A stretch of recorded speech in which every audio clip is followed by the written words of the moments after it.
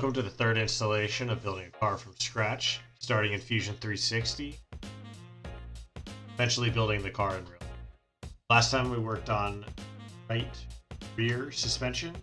This geometry is going to persist through all four wheels, so work on suspension linkages and designing some components today. Once this is all roughly developed, then I'll be migrating this design to the other wheels and starting to build the chassis around, probably on the front. As always, appreciate any feedback.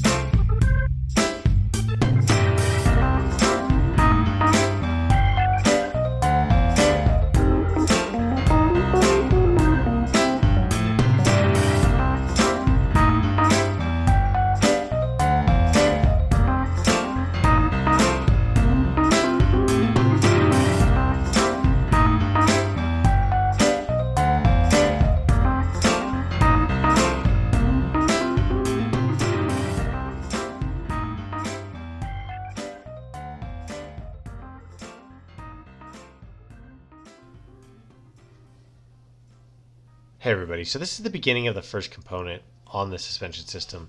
Before this, a lot of it was just singular components and pieces that would either be welded together or designed.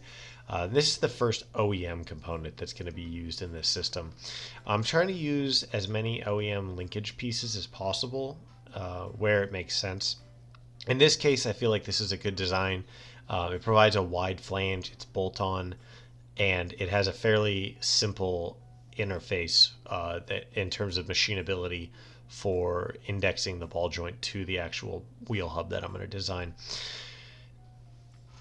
This ball joint is a really simple design, as with a lot of this stuff during the rough mock-up process. So I'm using a more or less down kind of vertical image, and then I'm going to provide a overview of the shape. I've done a little bit of research. Looks like that might be an 8mm diameter bolt. So I'm going to start with that until I actually have one of these physically on the design of this. These OEM pieces can be really repeatable, reliable, to service. They also provide, in this case, possibly quicker servicing items and kind of less chances of using. So ball joints are repeatable, usable, interface that is designed for what it's doing, just kind of translating force 90 degrees. So I'm going to try to make all ball joints on the car use the same one. But for now, because I don't want to reduce my ability to produce anything on the car, I'm going to just start with one on the bottom and a rod end on the top. So here I'm starting, or initially I was starting with designing it on the main design, but the reality is it's actually better to produce it in each file. So I'm going to go back and produce the image in a different page, and then I'm just going to make different designs, and I'm going to start copying those over into the main file. I really need to start using this as a way to kind of strengthen what I'm working. Take reference designs and lengths, primary design, and then bring it back to these. This is going to be the way that I start working in this modular way. It also just reduces the clutter. So as you watch here, again, this is kind of a rough idea of what this branch looks like because we don't have a lot of design.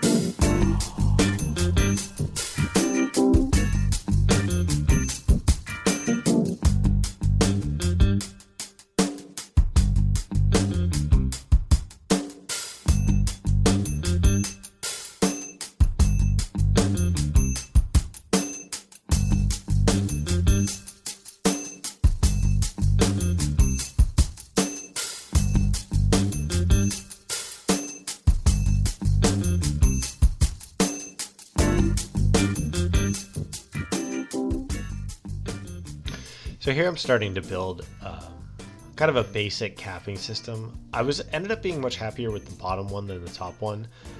Certainly the aesthetics have a long way to go, but the basic idea that you can use a laser cutter or a water jet and cut out these templated flat plates in 1/8 thick steel, and then the 1-inch diameter tubes would pass through them and they could be TIG welded on all sides. Should be strong enough for what we're doing. I really don't have a whole lot of concerns with these plates. They provide, pretty strong interface for what we're trying to do here. The biggest downside and kind of the bummer for this entire stream was I didn't pick up that the initial angle that I used for finding the scrub radius, which I'm not sure, I need to go back and rewatch the video. I'm not exactly sure how I got this wrong because I thought it was right before. Anyways, I used the outside of the wheel, not the center of the wheel. So the radius needs to change. With that is probably going to be a redesign of using floating pivot points versus fixed or kind of physical ones. I'm going to try to get this done during the week off stream, and that way I can kind of clean up for the fourth stream. I was pretty disappointed in myself that I didn't see this before it happened, but this is where we're at. So the basic idea kind of persists, and even if I have to change some of these angles, I'll probably use a similar idea that I'm going to weld these plates to reinforce these A-arms. I think overall I'd like to maybe shorten them and kind of close the radius on them. As far as I can tell, there really isn't a whole lot of benefit to the width of that triangle. I think there's probably some stability overall by having them slightly wider, but I really haven't found any writing or information about what kind of the optimal triangle is there. I think a lot of it's defined from the way the chassis mounts up, and since I don't have any hard mounting points off the motor or the transmission or the diff in this case, I think a lot of this is really up to my own design. I'm going to stick with this 80% shorter up arm versus the lower arm to help with developing some camber under load. I can get on that more in the future if anyone wants to comment in the comment section, and I can certainly get back to you about how and why that happens. But basically, it's two different rotational diameters or radiuses, and so as those pieces are rotating at different radiuses, it pulls the upper wheel in slightly. Adding camber wasn't something I initially planned on doing, but after looking at a couple other designs, I realized that's actually a pretty important piece. I really wanted a zero camber adjustment through the rebound, but it seems like most race cars add a half a degree or so in during their compression stroke, over a bump, for instance. So if that adds a little extra grip and cornering, then that's really ideal. So again, I'm probably going to keep a very similar idea here, but after I change next week or during this next week, the pivot points, some of this may look a little bit different. So kind of get in here and look at this. I'm still working with getting used to kind of working in 3D and not on planes. I'm hoping this will kind of reduce some of my workload by not having to produce as many sketches, but this is kind of a learning period as well for me.